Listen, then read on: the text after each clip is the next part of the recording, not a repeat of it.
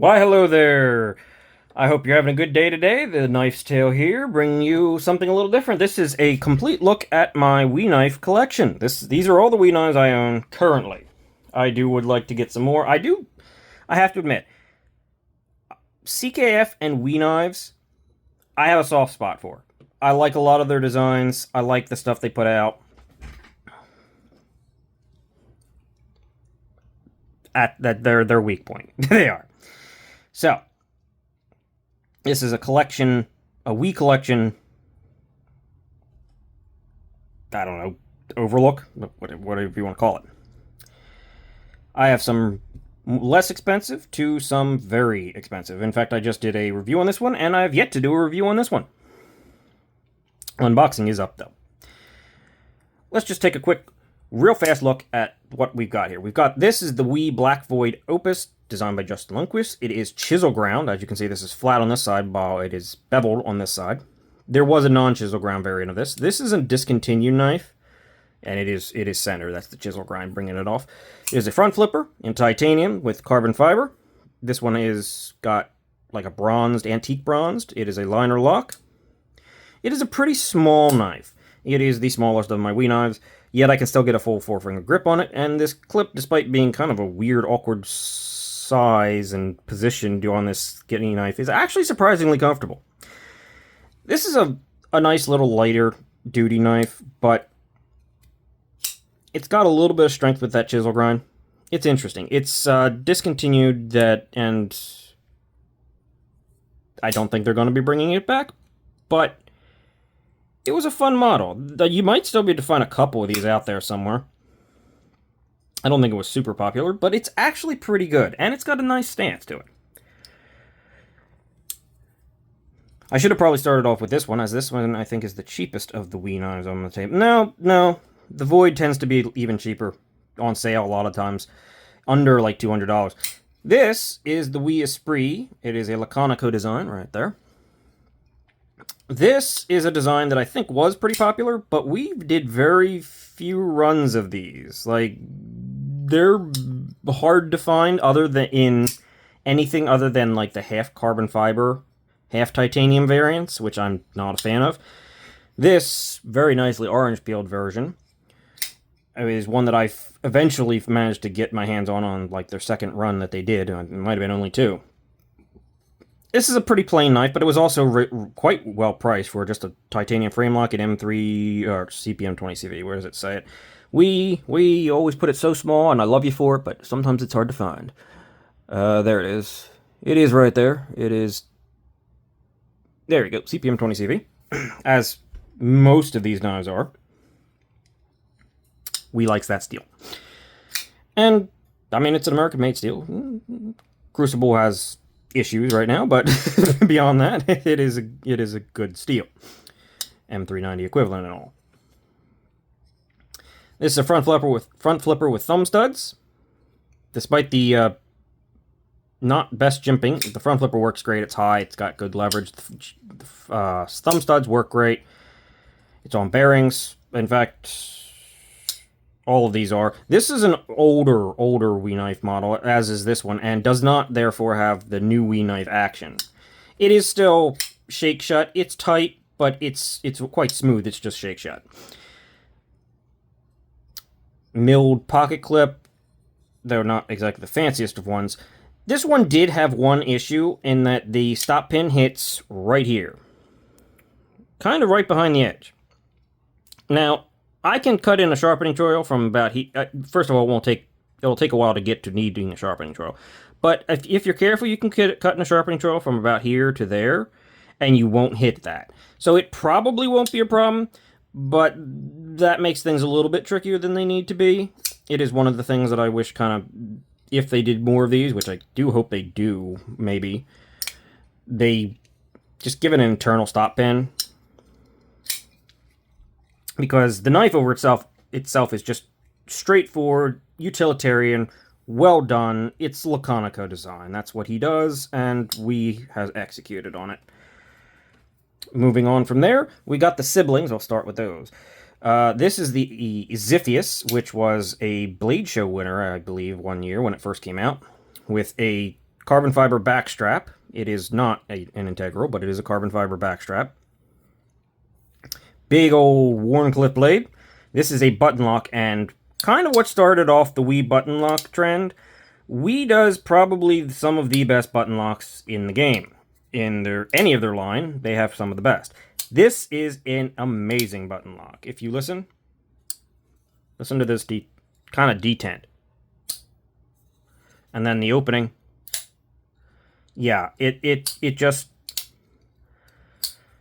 great. It executes great. Great plunge grind. Great finger choil. Kept the studs are out of the way because of that choil.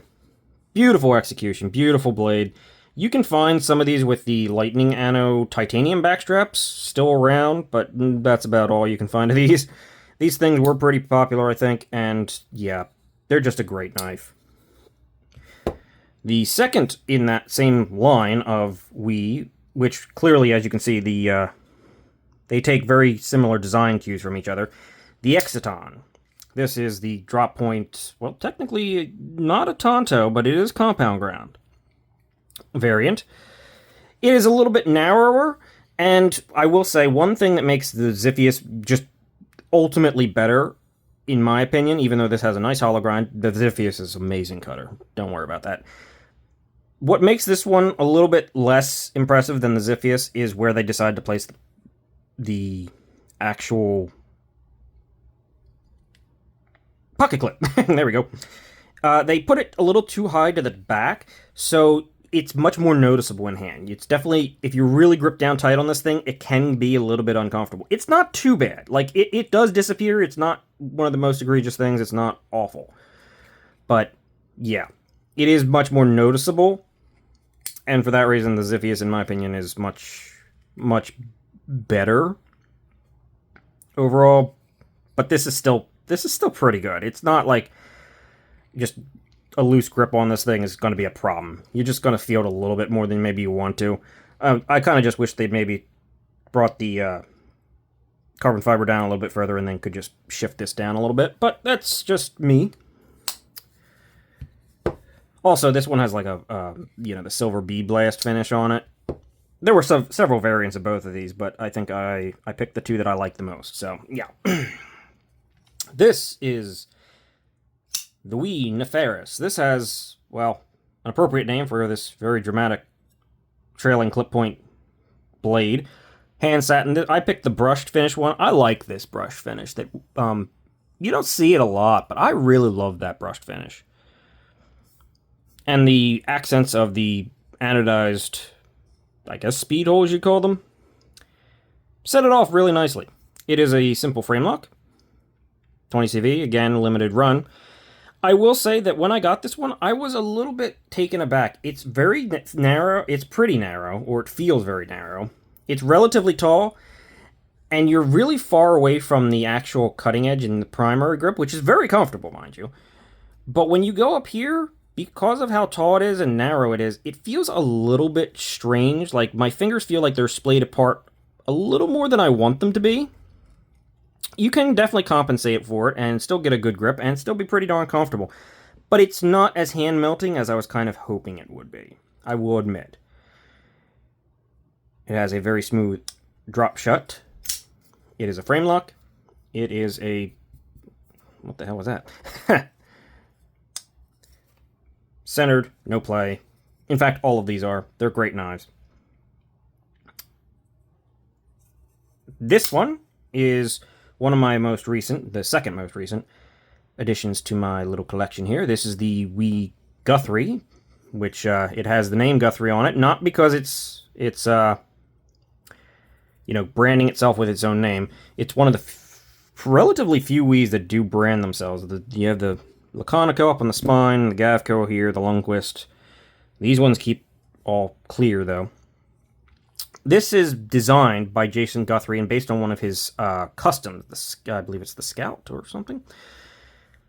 So the Guthrie here is actually his maker's mark, which you can't see when I'm holding it very well down there. So let's go up here and say, there you go. It just also happens to be the name of the knife. This is a large knife, as you can see. It is a long, I believe, 4-inch blade, bearings, frame lock, bolster lock, speed holes. I don't necessarily care for the speed holes, but they're also not really doing it. I kind of wish these ones weren't here. If these ones weren't here, I like it more, but this is a really nice knife that I really liked, and this was not going to stop me from liking it. Because at least the design elements carried through, right? It's nice and contoured. In fact, this one, and this one were not contoured. These three are. This one is. This one, not really. It's just got a flat inlay on there. WE logo on the pivot. Carbon fiber, really good carbon fiber, really nicely finished. Good pocket clip. Surprisingly well balanced for how big of a knife it is. And very deft, nimble. It is a good cutter. It has a great blade shape, just a simple drop point, but it's really nice and it's big.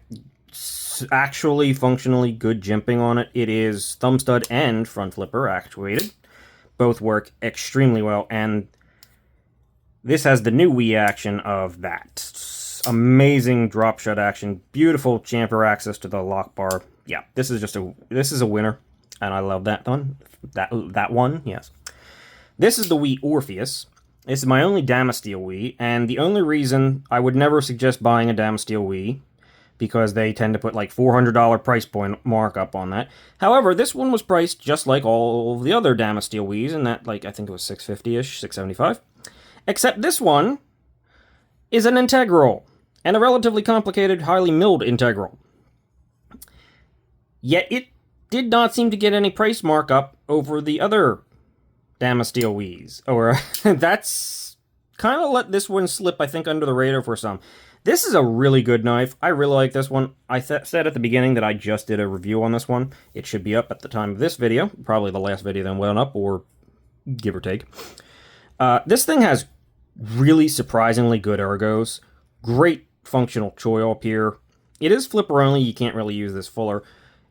WE does a great job on their Damasteel, even if they charge too much for it. It is mirror polished, or just about. It's a little foggy, but just about. Inlays. There were some variants of this thing that weren't, of course, in the Damasteel that were also pretty well priced for an integral, especially one that's had as much done to it as this one. This is a good knife. I kind of hope they do more runs of it. I'm still looking for a plain version with just the plain blade, and there was one with that silver, like aluminum inlaid carbon fiber, where it's got the little silver stripes in it. You can still find some of these available, though it seems to be only one or two variants. Either the one with a nebula, which is the red, white, and blue carbon fiber, which a lot of people don't seem to like, and I kind of get it. I don't necessarily want it either. And maybe you might be able to find some of these more expensive variants. It's certainly not for everybody, but, I mean, this is definitely probably, yes, it's definitely probably. That's what it is, definitely probably. Something. This is likely WE's best Damasteel knife they've done, just because it justifies the price so much better, as you're basically starting with a $450 to $500 knife, or this is what it would be equivalent to, even though they did price it pretty well, the basic versions. The fact that it only goes up to that $650, $675 territory, yeah, that's really good for what you're getting here. And much better than almost the entirety of WE's Damasteel line. And the final and most recent one to my collection that just slipped off. This is the Hi-Fin XL, a Mike Gavco Knife Designs. This one, I saw the original, I liked it. It was too small. I saw this one come out, I liked it, but it just wasn't, I don't know. It wasn't initially popping for me. It kind of was, but there was things beating it out, so I kept putting it off. That was a mistake. This particular variant of this thing is pretty darn spectacular, if I would stop spitting on it. This is pretty spectacular. This polished gray finish, which they've executed perfectly on this knife with coupled with this bronzed, polished, anodized, yeah, this is really attractive. I'm still a little bit undecided with the overall price, if it's quite worth the admission to entry, as I reviewed the Wii Epaulet, but that wasn't my knife, that was sent in by White Mountain Knives. Thank you, White Mountain Knives, for occasionally doing that. I appreciate it. Supporting small channels. I reviewed the Wii Epaulet, and I came to the conclusion that that knife, in a polished gray finish, though the entire thing was polished gray finish with just some silver polished titanium accents, was a bit overpriced for what it was. This one, I think, is priced very similar.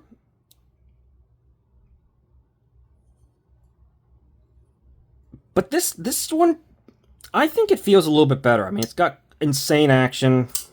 You've got the anodization added onto it, which the other one didn't have. It was just, the only thing that was done was polishing some titanium and full gray finish. This just feels cleaner and nicer, even though it's got, like, it's the same basic stuff there. It's a CPM 20CV frame lock with a diamond pattern on it.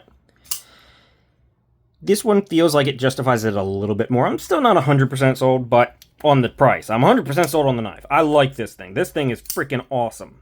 It is way more comfortable than I was expecting. Great blade geometry. Good sharpening choil and plunge grind. Great in-hand feel. Yeah, this is really good. And this is based off of a custom that Gavco does. I have to admit, I did see a variant, like a modded aftermarket version of this one time that had a hole in it. I'm almost tempted to see if I can get that done, but at the same time, then it wouldn't be polished, and it could mess up the polish finish up here, which I wouldn't want, because it's just so perfect and spectacular at the moment. So I'm undecided there. Great knife, great model, great execution. We have stepped up their game, and if you noticed, the execution as we went through the videos did seem to get better from the much stiffer to really good button locks, a little bit stiff but smoother, to this one, which is a very smooth shake shut, to basically drop shut action. Wii has been improving, and I really like to see that. It's like, if Wii hasn't been up in their price too much. Knock on wood, do not say that. They shouldn't. They are at a great spot right now. Some of the things have been coming out a little bit higher price. It does tend to be on the knives where they are doing collabs with outside makers. But they also have definitely seemed to have improved on their already good fit and finish back here. Just, they've dialed it in a little bit more, I think. And that's nice to see. So, hopefully I will continue to be able to get some Wii knives on the channel from the future. And maybe even be big enough one day for them to actually send me in a knife to check out themselves. That would be cool. I would need a few more subscribers, but that'd be really cool. Even if I don't keep it, like I have no problem sending these things back. I do it with the White Mountain Knives. I'm more than happy to. Lets me check out knives that I wouldn't otherwise see, and I'm glad to have checked out the Wii Gavco knife. It's another knife that I've checked out, or the Epaulet, which is, as well, like I said, Gavco names his knives after sharks. The high fin is actually not named after shark. I don't think there's a high fin shark. I know sharks pretty decently. I don't think there's a high fin shark. Might be a variant of like another species or something like that. The Epaulet's definitely a shark. So most of his are not named after sharks or have some sort of, I guess, sharky theme. But that's a quick look at, I say quick, I'm at 19 minutes, but I've went through all of the Wii knives I have. Yeah, so that's regular video length for me, but a lot more content. Hopefully you enjoyed seeing this. I'm going to thinking about doing some of these full state of the collection kind of video. State of the collection, there we go. That's a decent way to put it. I've seen that before. State of the collection videos from time to time now. Hopefully you enjoyed it. Hopefully you like seeing some of these knives. Hopefully you're having a good day. And I will hope that continues for you. Have a great one, and see you later.